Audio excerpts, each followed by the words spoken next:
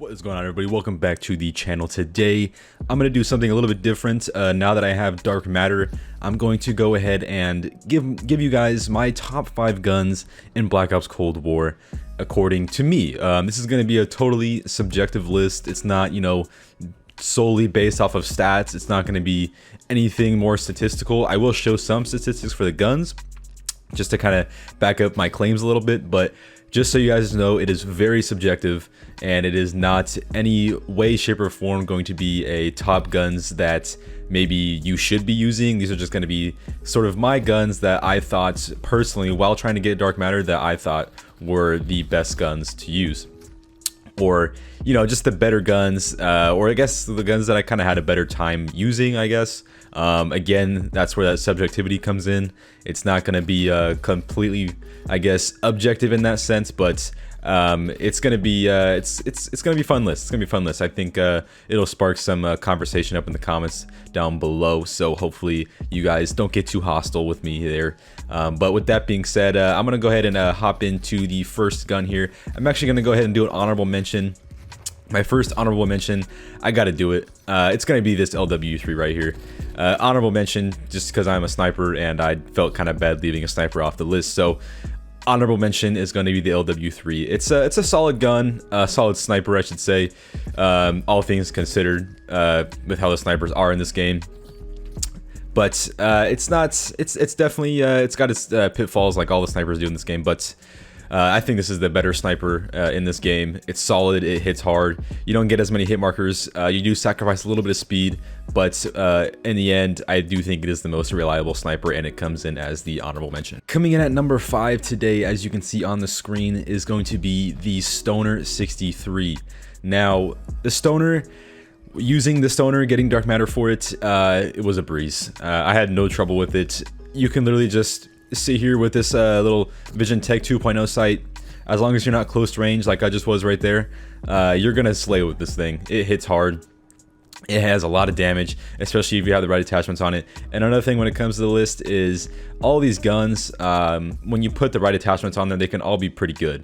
But that's going to be just based off of, that's going to be kind of the list though, is they're going to be fully kitted out and based off of my experience. So yeah, so the Stoner, it's ridiculous, honestly. If you have any sort of sight on it, I've even seen Thermal be rerun with it, and it'd be good. But I think this Vision Tech 2.0, something you get very early, is a very, very good sight to have on it. And honestly, the kick is almost non-existent when you have the right attachments on there, and it makes it just so easy to use. Literally, a 2-year-old can come pick this thing up and do good with it. But I think that's part of what makes this gun good. It's so reliable. It's so useful in many different situations. CQB, long range. It does struggle a little bit CQB just because if the enemy's using an SMG, they can easily spit out more rounds than you. But still, it is a very formidable gun at any range, and it deserves a spot at number 5. Coming in at number 4 is going to be the Bullfrog. Now, this gun, while I was using it to get dark matter, it was a blast to use. It was so fun. It was one of the, I think it was honestly one of the better SMGs, obviously. But there is, sneak peek, one other SMG that is above it on this list. I don't know if you guys will guess it, but the Bullfrog is very solid. It has a solid, it has a solid time to kill. It kills very fast. Or I guess I shouldn't say very fast. It kills in a decent amount of time, and it also has a very big clip, so it makes it a little bit easier to spit out rounds without having to reload and kill multiple enemies at once. Now, I think that being number 4 is a good spot for it, because there is quite a bit of guns in this game that aren't snipers that are very strong in this game. So number 4 is a solid spot for it. I think that there's not many guns, I should say, that are better than it. When it comes to how I used it, again, going back to that subjectivity point of view, I think that it hit hard. It hit hard, man. Again, I know I said I wasn't going to delve into stats and all that, so there isn't really much to say about the Bullfrog, but it is a solid gun. You put the right attachments on it. Here is actually the setup going for it. If you guys want to look at that and kind of go based off of that, but based on these attachments here, the Bullfrog is a very formidable gun and deserves a spot in your custom class layout. So coming in at the number 3 spot today is going to be the Krig 6. Now, this one shocked me. This one surprised me quite a bit. Before I got to using the Krig, I noticed that a lot of people were using it, and I felt like I was just getting absolutely melted with this thing, and I was not having a good time playing against it. So when I actually got to using it, I thought, you know what, this thing, I think I'm gonna have a lot of fun with this gun. And turns out I did. This is, I think, one of the faster guns that I completed when it comes to getting dark matter. It was so easy to use. It kills so fast. It's a very formidable gun, and it's got a lot of damage, man. It does really well in CQB, long range, even mid range, any range. Honestly, it does really well in, as long as you can get the jump on people, or as long as I'm not using the Mac 10. And that's another thing I also wanted to point out. This list is going to be based on just the launch weapons. I actually really haven't even gotten a chance to use any of the DLC weapons yet, so the DLC weapons are not going to be on this list. Otherwise, my opinion might change a little bit on where guns are at and which guns are on the list. But according to the launch weapons, sticking to the launch weapons rather, the Krig deserves a spot on this list, and I think number 3 is a very solid spot. It does everything really well, and if you have a nice solid, extended clip on there, you're gonna be able to spit out rounds at enemies, and it's gonna be a good time, man. So I think number 3 is a good spot. Let's move on to number 2.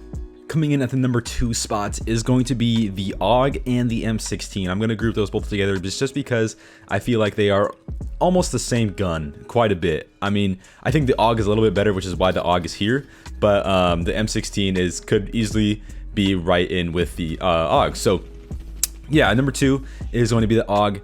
Honestly, this is the gun that when I started using it, I felt like I was cheating. It's honestly like I really felt like this gun was unfair, given that its one burst potential is very high. You can easily just run up to people, one burst, then move on to the next guy. It's so easy to use. As long as if you hit all 3 shots within the burst on somebody, you're gonna kill them, and it's gonna make it to where the other team is gonna get super annoyed. Even you using it, you're gonna be like, wow, I am cheating right now. But that's what makes this gun so unbelievably good. Honestly, I debated on it being number 1, but just based on my experience, there was one other gun that was better than it in my opinion. But the AUG is still an amazing gun, and it's a very honorable 2. It doesn't come in first for specific reasons, but it hits hard. Its handling is very nice. It feels really good.